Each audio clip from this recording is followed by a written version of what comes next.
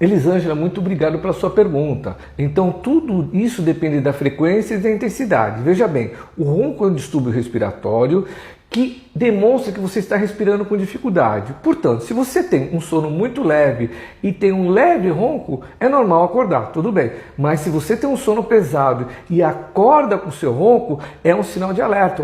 Então, o ronco funciona como alarme, te alertando que você está respirando com dificuldade. Por isso que eu recomendo que você procure um tratamento especializado. Procure uma avaliação clínica numa clínica especializada em tratamento do ronco e da apneia do sono. Se você quiser saber um pouco mais a respeito dos tratamentos de ronco e apneia, visite o meu site, drpaulocoelho.com.br. Então, um grande abraço e te vejo lá.